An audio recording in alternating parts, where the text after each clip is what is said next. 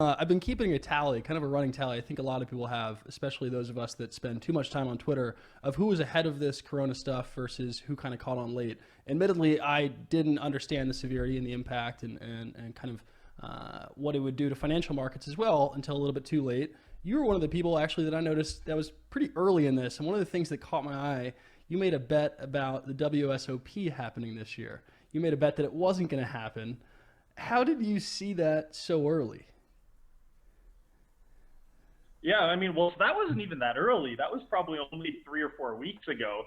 And I've been, I think Suzu was tweeting about this over 2 months ago. It was. I was like January 19th.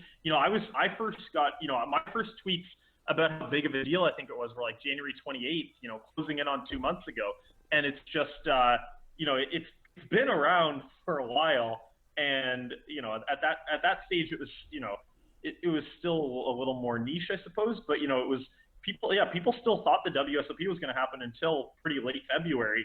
And so those bets we made, they were like, I don't know, February 20th or 24th or somewhere in that kind of range, where it's definitely not early. I guess I think just a lot of people, I think I think it's such a North American thing where you see bad things going on in the world and you think, well, those happen to other parts of the world. Those don't happen to us. Sure. And, if it's something like, if you take, like, let's say you take something like a genocide or whatnot, it kind of like makes sense that genocides don't happen in countries like America very often, and they happen in countries with, bad economies and, a lot of desperate people more often or something. But, a pandemic doesn't discriminate, kind of, and a lot of these forms of pain and suffering, they do discriminate, and they happen in the places that are not well off, and they don't happen in the places that are well off. And I think it's gotten North America and Europe to really turn their brain off and not realize that, like, this isn't a normal enemy.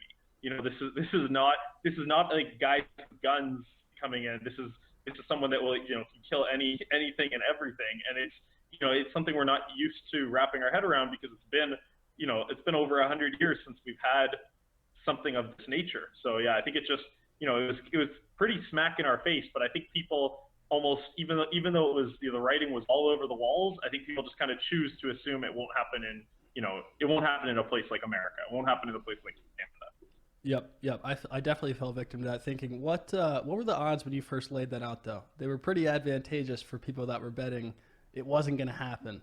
What were you looking for, like 20 to 1? Or I think, cause the reason I'm asking, I saw Doug Polk was asking. I think those odds have come down a ton as people, and this is happening in the stock market as well, right? There's a lot of parallels you could draw as you start to understand how impactful this is. Also, how long does it last? When will people be able to go to work again? When do we have to quarantine until? Now people are starting to say, oh shit, and the NBA games get canceled.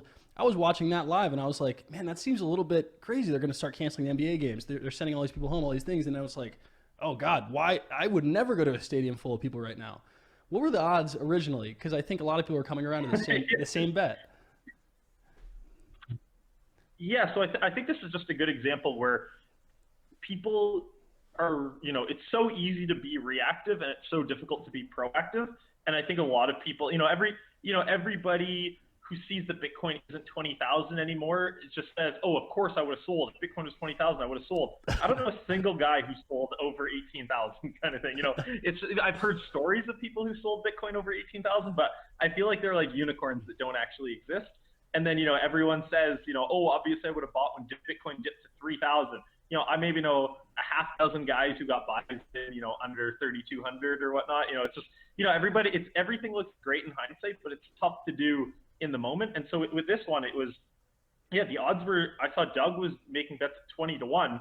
And then I came in and said, I'll do 16 to 1. And I just said, fuck it, I'll do 12 to 1. It's just like, move the market enough, because like in my head, the number I had in my head was sort of maybe 2.5 to 1 might be the real odds.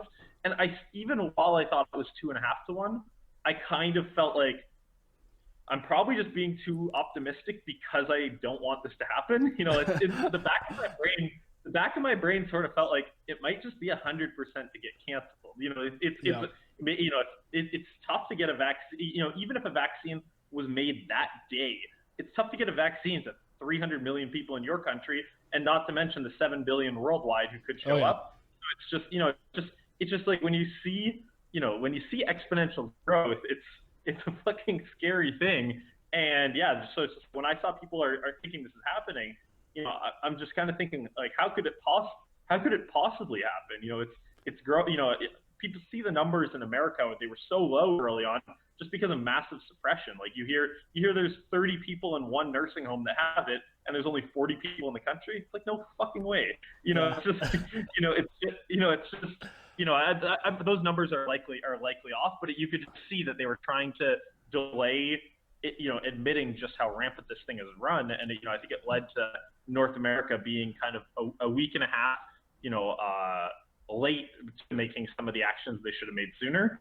But yeah, so when I saw that, it was just, it just seemed like lunacy to me. Again, I still probably, if I wouldn't have, if someone wanted to say it wouldn't happen, I still probably would have laid them 2-1 that it would happen or whatnot, where it felt like, hey, the market can't be that bad kind of thing. Yeah, in the back of my head, it felt, so anyway, yeah, it wasn't like a ton of bets were placed here. But it was been interesting to see that coming down. And, now people are talking, it's probably 10-1 underdog to happen or something like that. Like, it's just completely flipped in the other direction. I think whoever is making the decisions at the WSOP just kind of, maybe there's someone who still thinks it's just the flu, or maybe there's someone who's just so, depressed about the situation they don't want to make a press release. But, Sure. Every other poker tournament in the world is getting canceled, and they, the first event there are probably only 9 weeks away or something, and they still haven't said anything. I know poker players that have rented houses out there. Go rent a house for 2 months, put down some $8,000 deposit or whatever it ends up costing, and then now that money's all gone. And it sucks when people who do this for a living, they plan their lives around the WSOP, and to have the WSOP not have made a statement, they've got to talk soon, and I imagine it'll probably come out like late this month or very early next month. But yeah, that's that one has been, that was probably one of the most mispriced markets I've seen.